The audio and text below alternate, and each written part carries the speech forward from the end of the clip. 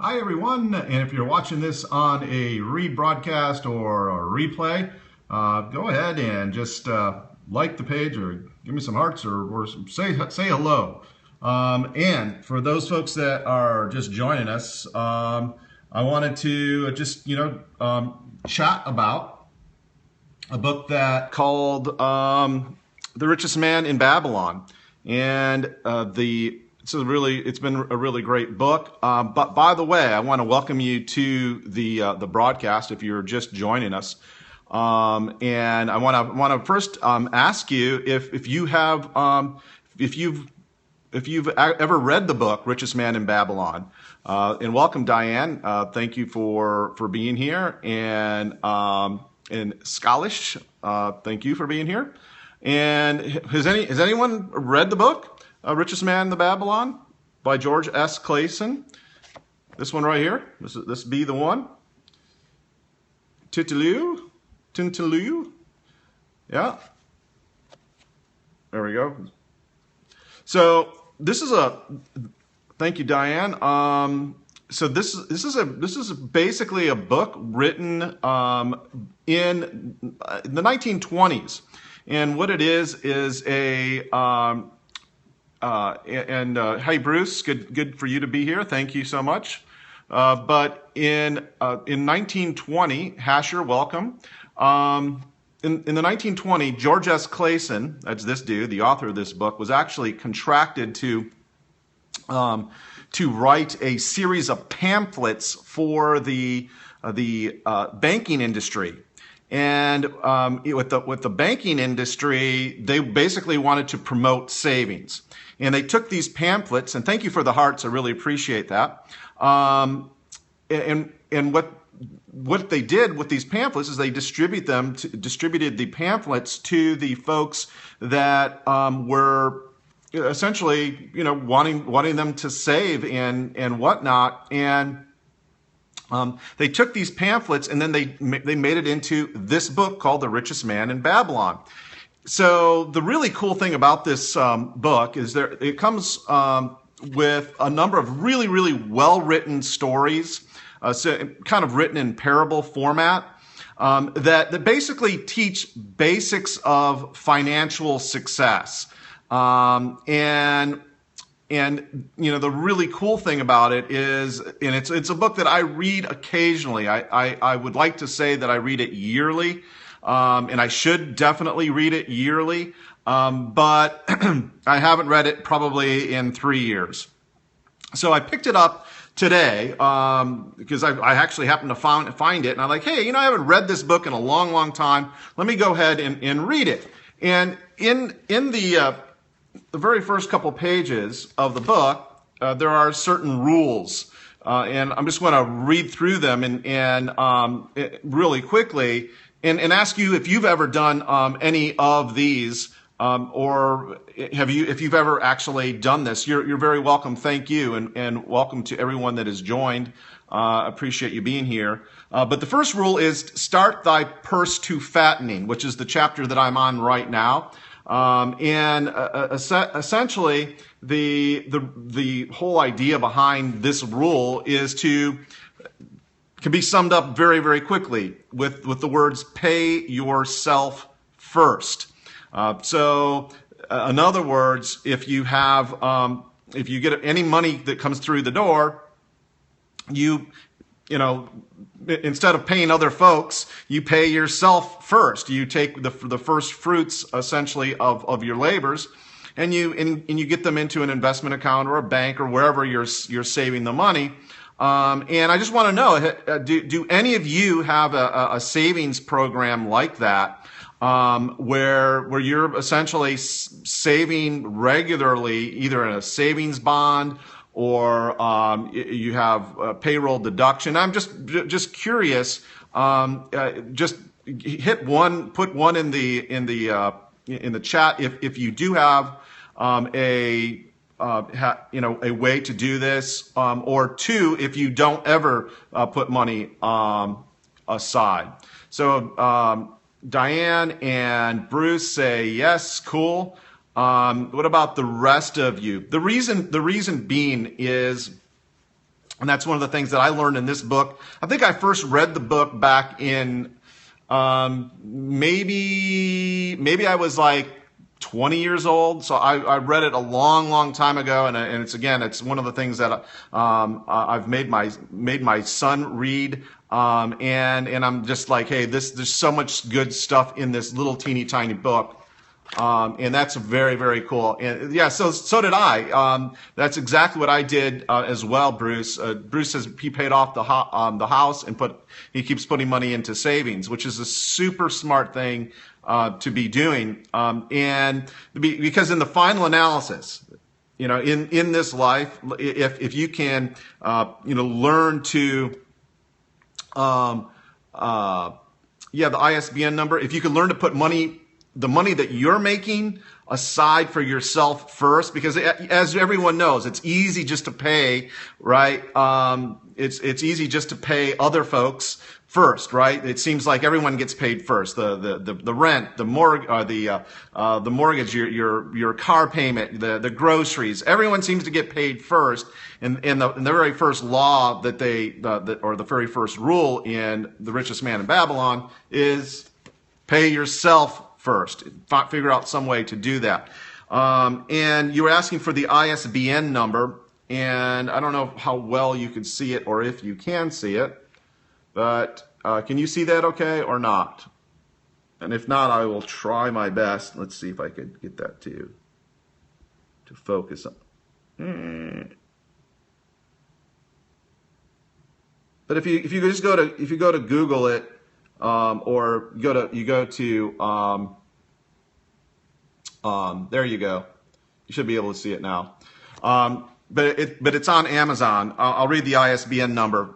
It's 978-0-451-20536-0. Okay? You got it, man. And welcome if you've just joined. And by the way, I would love to know, for those folks that Bruce and Diane, what mechanisms do you use to actually make that happen? Make that payment to yourself first. Because one of the things that I learned was if I could do it automatically, that it's a lot easier to not have to forget. Or it's actually easier to have that happen. So what I do is I have it set up so that money automatically gets debited out of my checking account without me having to think about it, and it gets put into a money market fund, and then from a money market fund, then we go into into a stock or a mutual fund. Automatic, says Diane. Do you do it the same way where you set it basically up on? I set mine up on a bill pay. Is generally how I do it. So that's essentially the first law. Auto withdrawal from investment account into another money market account. Yeah, so that essentially you're doing the same thing I'm doing, Bruce. So and I strongly recommend that you read this book if you have not read, and try to incorporate it. It's a very short book, as you can see here, super short, very easy read. You could probably read it in one sitting.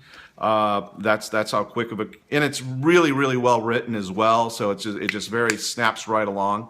So that's a very, very cool thing. And then of course other laws that I'm going to be covering, or I'm going to endeavor. Let me ask you, would you like me to talk about this? In the days ahead. The next big law here is in control thy expenditures.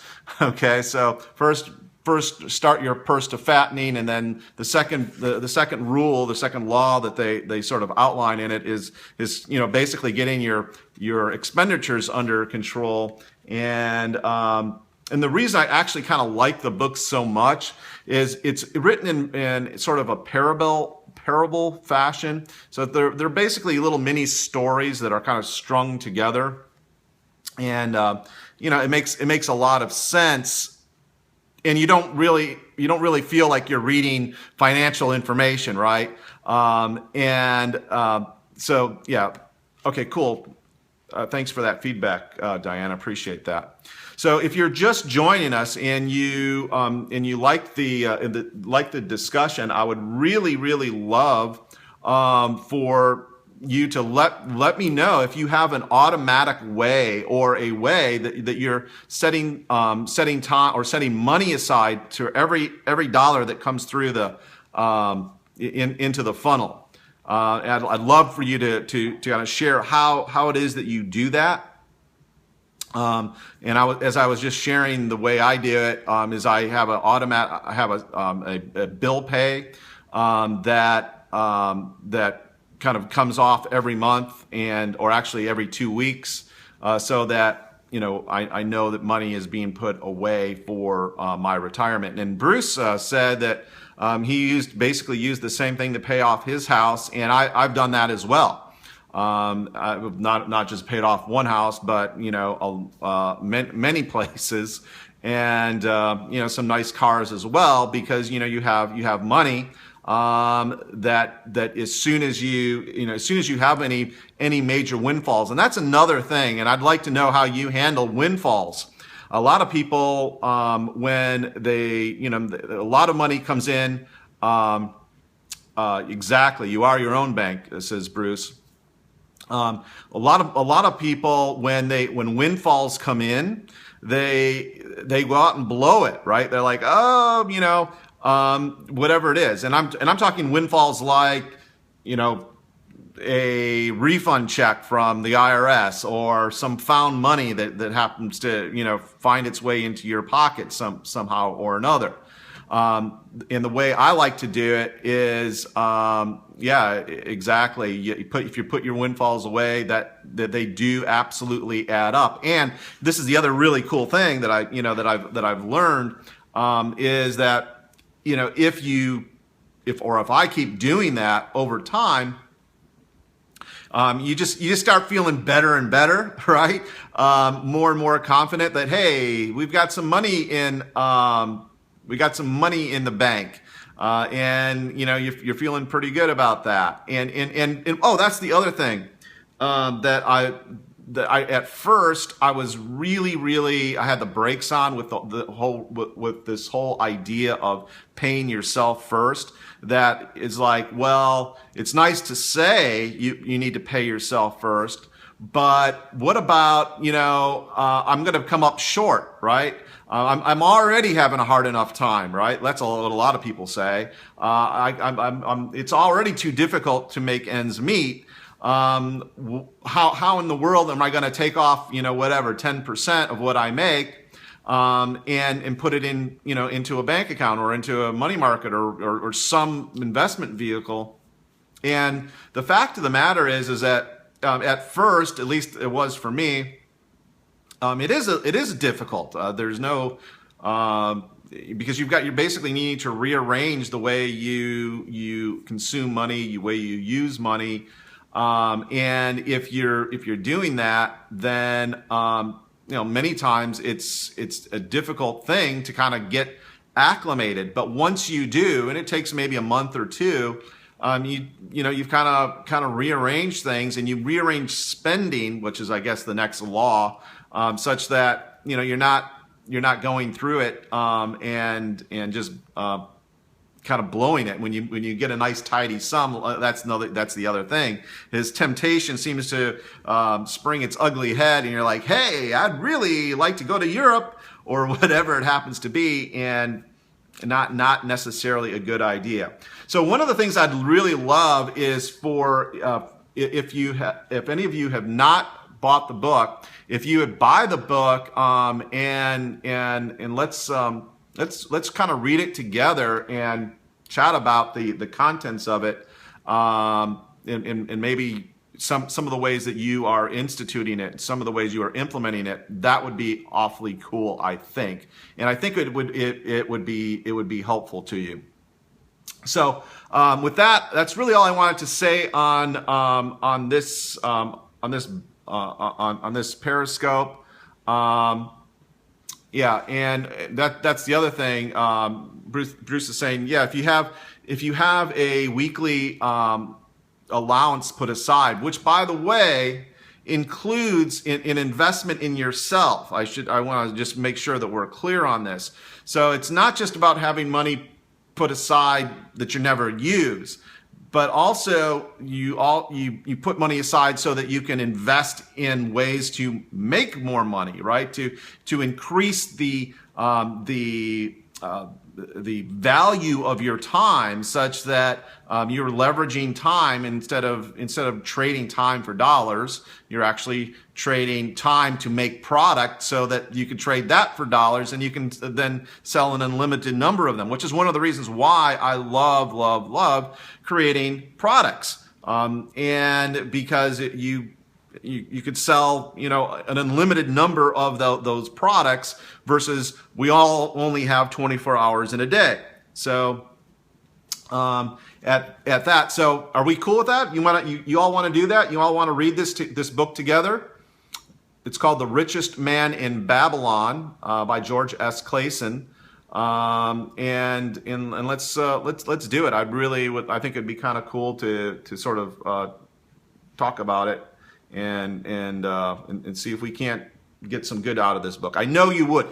I know you would get some good out of it if you actually took it and read it and have something good to say about it. So with that, if you like this broadcast, please share it. Please recommend it, and if you like the broadcast also, and just the topic, hit the little heart button so that I know, because that's really the only feedback I have in this particular form. That I know if you like it or you don't, based on what you're doing just by tapping away. Okay. All right. So with that, thank you so much. We will catch you on the flip side. I'm going to try to do one of these every morning for the next week or so to see how it goes, and then this is going to be the topic of discussion, the rules that we have in this book. It's just about, I don't know, about $8-9 for this book on Amazon. Okay, The Richest Man in Babylon, George S. Clason. Okay, catch you all later. Have a great day.